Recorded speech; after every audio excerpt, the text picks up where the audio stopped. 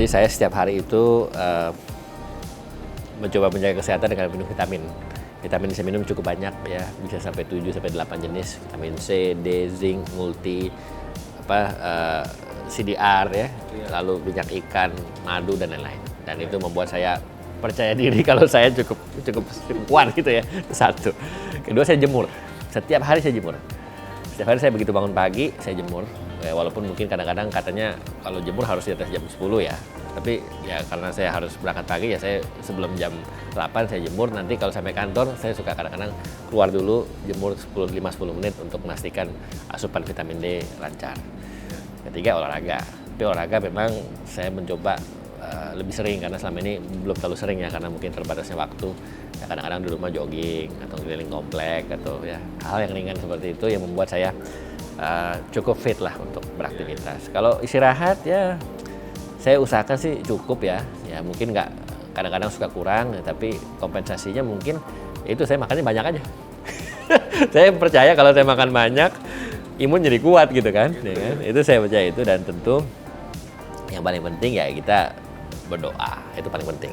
Saya setiap pagi saya doa, terima kasih Tuhan diberi hidup, semoga saya sehat, nggak kena COVID, bisa melakukan aktivitas dengan baik dan menjalani sesuatu dengan positif ya, dengan gembira gitu ya. Karena kan kalau katanya yang saya yakini juga hati yang gembira adalah obat katanya. Nah itu saya percaya, jadi kita sesuatunya harus sikapi dengan riang, gembira dan menyenangkan kalau bisa. Ya kita mau enjoy aja.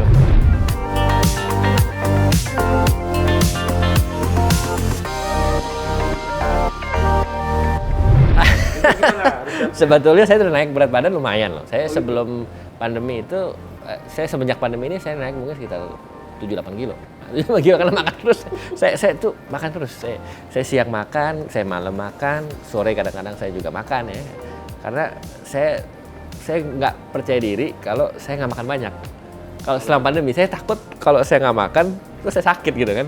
Udah saya harus makan. Jadi saya makannya ya ini. Tapi saya kontrol juga lah. Makanya artinya kalau bisa penguatannya di protein gitu ya. Protein ya, makan banyak ikan ya, telur, daging gitu. Dan mungkin karbonnya saya kurangin gitu ya. Tapi saya makannya sering, makannya banyak. Dan kadang-kadang itu menjadi salah satu rasa percaya diri saya jadi meningkat ya ketika saya makan.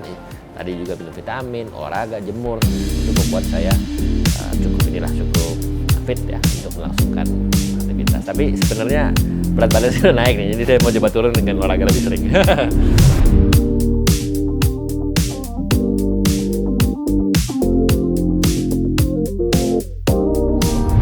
Nah kalau traveling kan, saya kan jarang traveling, tapi saya banyak kunjungan kerja. Kunjungan kerja keluar kota ya terutama ya, karena kan kita kan Kementerian Perdagangan mengurus satu Indonesia sebetulnya ya, dalam hal kebijakan, terutama kebijakan di daerah yang berkaitan dengan pasar, berkaitan dengan sistem resi gudang, berkaitan dengan peningkatan produksi dalam negeri dalam hal perdagangan, macam-macam urusannya. Jadi kita banyak keliling daerah untuk memastikan program itu terlaksana dengan baik, berkoordinasi dengan kadis-kadis, dengan Pemkot, Pemkap dan juga Pemprov ya. Jadi tidak traveling, kerja kita turun ke lapangan, ngecek pasar, ngecek harga minyak goreng ya kan, ngecek harga bawang putih, bawang merah, sayur, daging, telur dan semuanya. Kayak gitu kan, itu kan salah satu mekanisme yang kita lakukan adalah kita cek lapangan ya. Karena kalau kita nunggu laporan ya belum tentu selalu akurat, satu. Kedua, kita tidak bisa melihat kenyataan real di masyarakat dan juga psikologis masyarakat. Tapi kalau kita datang ke pasar, kita lihat oh seperti ini, dialog dengan ibu-ibu pedagang lapak-lapak, oh ternyata barangnya belum nyampe, atau mungkin barangnya masih langka, atau mungkin distributor sama ke dia mungkin kurang nyambung dan seterusnya. Nah ini saya pikir bentuk dari bagaimana kami menyediakan pelayanan publik ya sebetulnya ya, dengan cara kita dalam tanda kutip belusukan untuk memastikan oh keadaan yang real di masyarakat seperti apa. Nah itu mungkin dalam hubungannya dengan saya aktivitas keluar kota sering ya mungkin bisa ya lumayan sering lah saya, dan itu muter tidak hanya di satu pulau. Ya mungkin sekarang di Jawa, nanti di Kalimantan, nanti di Sumatera, nanti di Papua, nanti di Sulawesi, di Maluku, NTT, seterusnya. Artinya ini dalam rangka untuk memastikan program terlaksana dengan baik.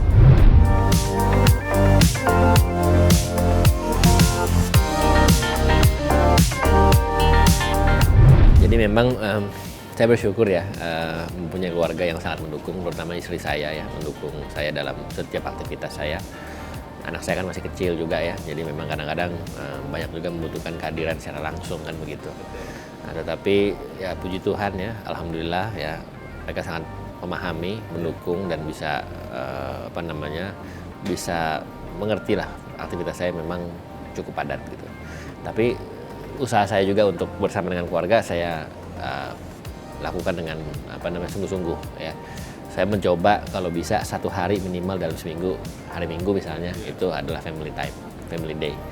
Jadi nggak bisa ada kerjaan, ya kalau memang tidak ada sesuatu yang mendesak dalam kerjaan ya saya di rumah main sama anak, sama istri, ya spend time ya dengan orang tua juga, dengan mertua juga ya kan. Kita jadikan itu sebagai quality time yang memang saya blok waktunya untuk keluarga ya. Karena saya merasa keluarga itu kan sangat penting ya dalam setiap kegiatan saya, sehingga saya memang memprioritaskan itu sebetulnya ya, bagaimana make time. Karena memang kalau waktu itu kan pasti kan kalau nggak dibuat nggak akan pernah ada ya kan. Jadi memang harus kita buat. We have to make time for family kan, dan itu yang saya lakukan at least dalam waktu minggu, 1 hari at least, kalau nggak hari Minggu ya Sabtu atau Sabtu Minggu, itu adalah hari keluarga yang memang saya peruntukkan untuk keluarga.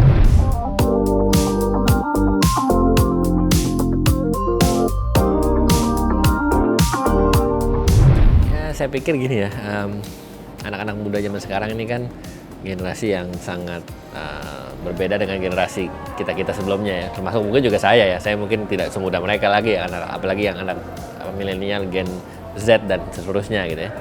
Nah, mungkin yang saya bisa ya mungkin sharing-sharing aja lah kepada teman-teman anak-anak muda, generasi-generasi yang jauh lebih muda dari saya. Ya saya selalu mengatakan ya, yang penting kita pertama itu adalah menurut saya adalah bersyukur dalam setiap kondisi apapun ya. Artinya kita berdoa ya kepada Tuhan bahwa kita bersyukur. Kenapa? Karena kalau kita awalnya dengan syukur, itu pasti, kalau bagi saya, at least bagi saya, itu akan menumbuhkan sesuatu yang positif ya. Jadi kita nggak gampang marah, nggak gampang kesel, nggak gampang benci sama orang, nggak gampang suudzon gitu ya, nggak gampang istilahnya gibah gitu ya, nggak gampang kayak gitu-gitu. Yang kedua, ya bagi saya yang paling penting juga selain itu adalah bagaimana kita sebagai anak bangsa ya. Kalau saya melihat kita ini bangsa Indonesia, bangsa besar, ya kan? Terdiri dari aneka ragam suku, agama, ras, etnis, budaya, golongan, adat istiadat, semuanya. Menurut saya adalah kita harus melihat itu sebagai aset kekayaan. Ya, ini yang menurut saya penting buat anak-anak muda. Jangan terkotak-kotakan, ya kan? Dan mungkin yang ketiga ya adalah selain tadi bersyukur, lalu kita inklusif, dan yang ketiga ya mungkin ya kita harus jangan selalu maunya semuanya instan. Yeah. Itu penting. Berproses, ya kan? Berproses. Karena saya percaya bahwa proses itu tidak akan mengkhianati hasil ya. Tapi proses itu akan membuat hasil kita itu terdeterminasi atau terbentuk dari apa yang kita lakukan dari proses. Dan yang keempat, teknologi. Nah, kali kita bahas tentang teknologi kan, menurut saya kita adaptif lah. Kita adaptif, kita jangan dikit-dikit langsung anti, ya kan? Karena begini, manusia itu kan kadang-kadang takut dengan sesuatu yang mereka tidak mengerti. Kan gitu kan? Wah, kita nggak ngerti, kita takut.